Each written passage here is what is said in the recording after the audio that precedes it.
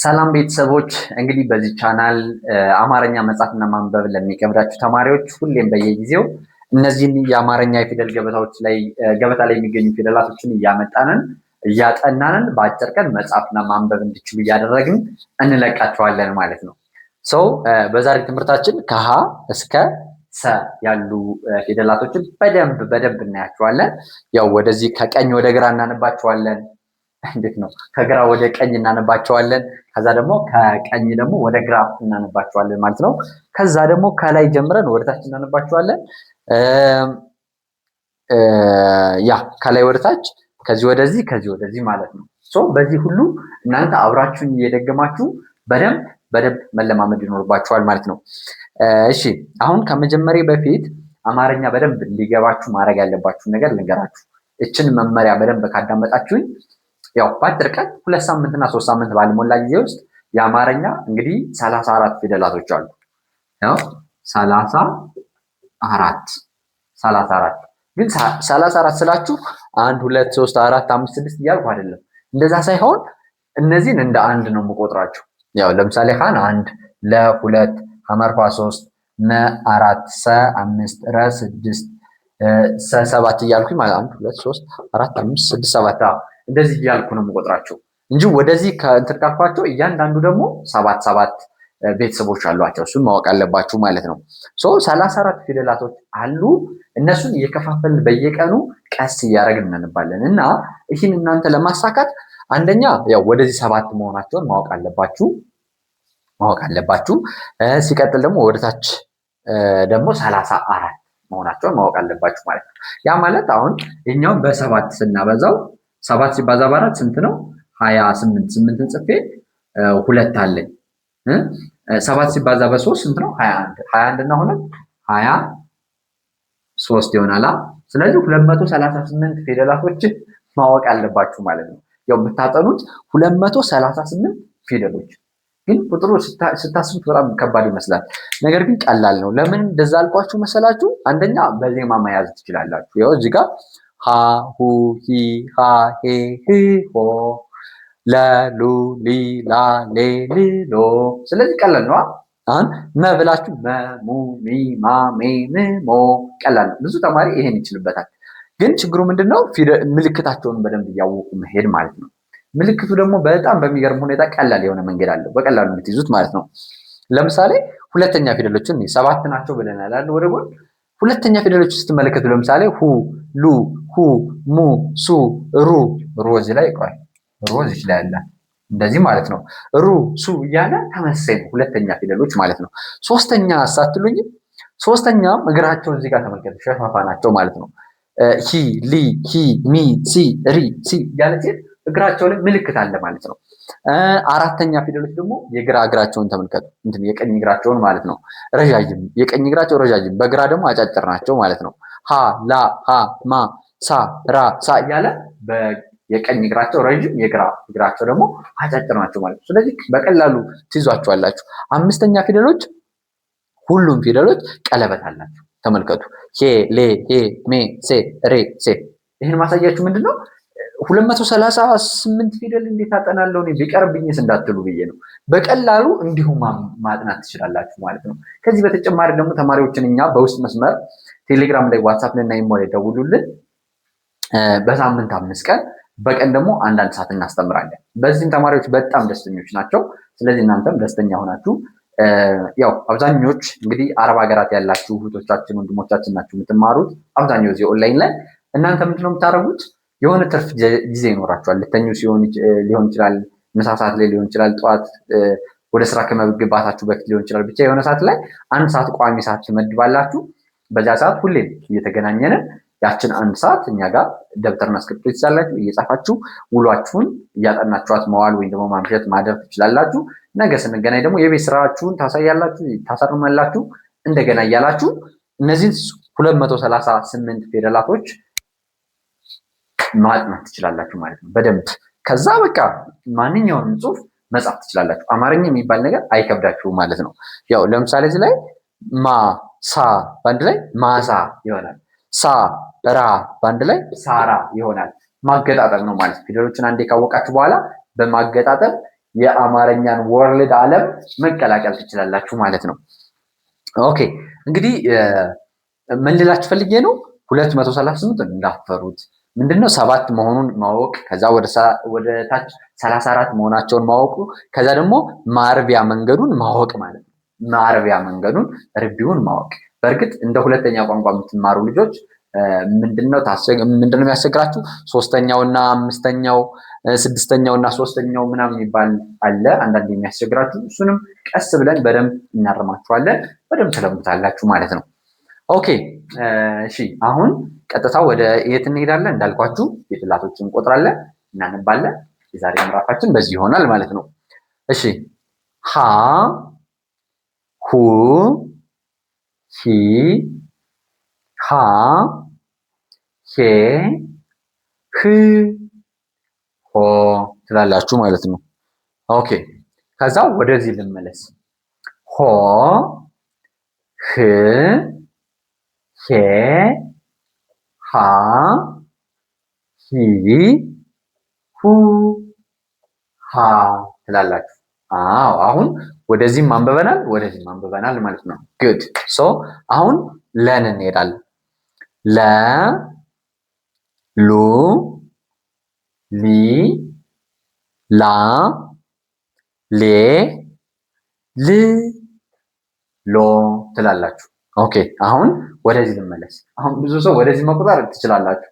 መመለስ ነው የብዙ ሰው ችግር። ስለዚህ ልመለስ ሎ ል ሌ ላ ሊ ሉ ለ ትላላችሁ ማለት ነው። ኦኬ አሁን አሪፍ ሰርተናል ማለት ነው። እሺ አሁን ወደዚች እንሂድ። በነገራችን ላይ እችም ሀ ነው የምትባል እችም ሀ ናት እችም ሀ ናት። ግራ እንዳትጋቡ አማርኛ ላይ እንደዚህ አይነት ያጋጥማል። ተመሳሳይ ፊደሎች እችም ሀ ናት እችም ሀ ናት እችም ሰ ናት እችም ሰ ናት ያጋጥማል። እንግሊዝኛ ላይ እንትን አማርኛ ላይ ሞክሸ ፊደላት ወይ ደግሞ አሁን ለምሳሌ እኔ እስጢፋኖስ ነኝ ሌላ አንድ ሰው እስጢፋኖስ የሚባል ቢኖር ሞክሸ ነን አይደል? ተመሳሳይ ስም አለ። ልክ እንደዛ ሞክሸ ፊደላት እንላቸዋለን እንደዚህ አይነቶች። ሶ ያው መልካቸው ይለያያል ግን ስማቸው አንድ ነው ማለታችን ነው። ኦኬ አሁን ሐመር ውሃ ላይ ነን። እሺ እንቀጥል።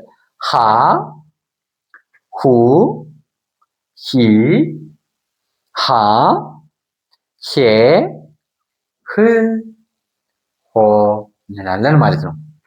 እሺ ኦ ኦ እንመለሳ ወደዚህ። እሺ ሆ ህ ሄ ሃ ሂ ሁ ሃ እንላለን ማለት ነው። ኦኬ ሁሉንም ፊደል ያው ወደዛም ወደዚህም ነው የምናነበው። ከዛ ደግሞ መጨረሻ ምን አይታችሁ ወደ ታች ገና እናነባለን ማለት ነው። ኦኬ አሁን መ ላይ ደርሰናል። መ ሙ ሚ ማ ሜ ም ሞ ያ እሺ አሁን እንመለስ። ሞ ም ሜ ማ ሚ ሙ መ እንላለን ማለት ነው።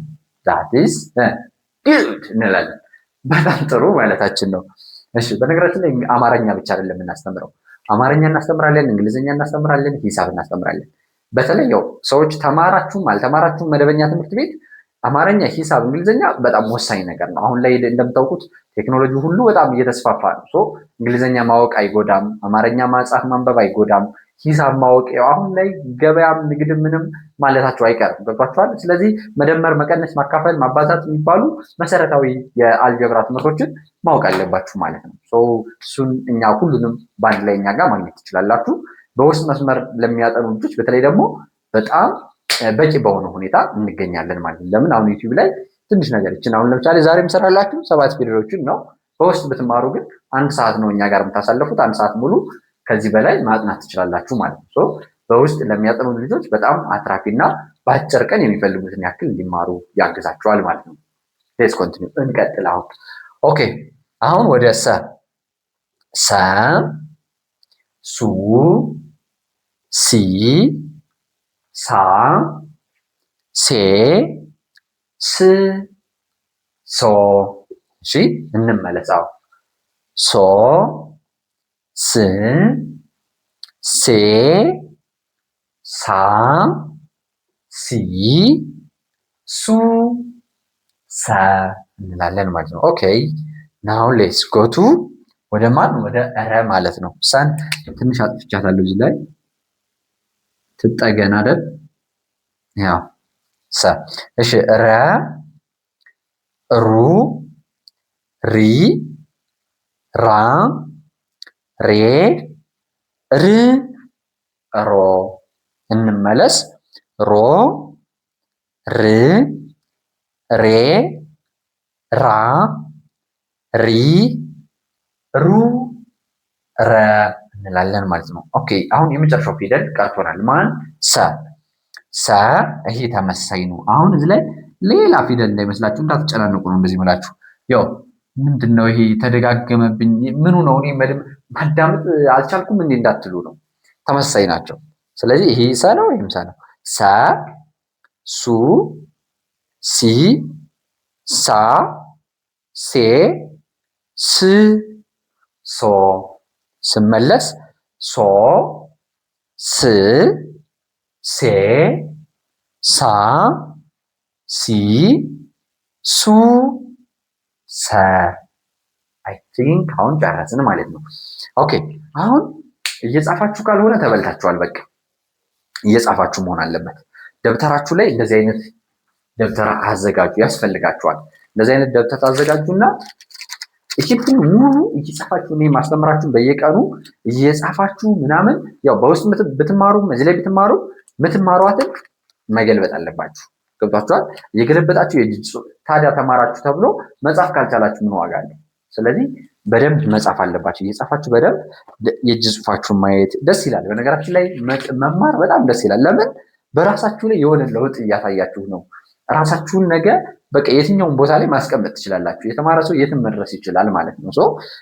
በቃ ጽሁፋችሁን በደንብ እያያችሁ የእጅ ጽሁፋችሁን እያስተካከላችሁ ደግሞ በየቀኑ በምጽፉ ጊዜ ከዛሬ ነገ የእጅ ጽሁፋችሁ አእምሯችሁ ያላችሁ ፊደሎችን የምትለዩበት ፍጥነት ምናምን እያደገ ይመጣል። ስለዚህ እሱ ነገር እየጨመረ በሄደ ቁጥር እናንተ በህይወታችሁ ደስተኞች እየሆናችሁ የሆነ የጎደሎነት ስሜት አይሰማችሁም። አሁን አብዛኛው ሰው መጽሐፍ ማንበብ በጣም ቤዚክ የሆነ ነገር ይፈልጋል። ሃይማኖታዊ የሆኑ መጽሐፎች አሉ፣ እነ ቁርአን፣ እነ መጽሐፍ ቅዱስ። ሰው እንደ እምነቱ ማንበብ ትፈልጋላችሁ። አሁን እንደዚህ አይነት መጽሐፎች አርምሞ ባለበት እናንተ ሰላም በሚሰማችሁ ጊዜ የምታነቧቸው መጽሐፍቶች ናቸው። ሰው እንዲያነብላችሁ አትፈልጉም ማለት ነው። ስለዚህ እነሱ እንድታደርጉ ደግሞ የቋንቋ እውቀት ያስፈልጋችኋል ማለት ነው።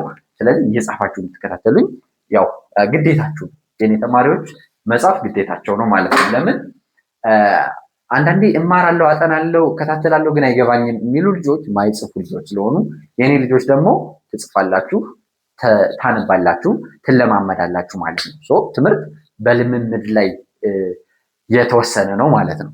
ኦኬ አሁን ወደ ታች ላምብላችሁና የዛሬ ትምህርታችን በዚህ እንጨርሳለን። ነገ ደግሞ ልክ እንደዚሁ እንማራለን ማለት ነው። እሺ ሆ ሎ ሆ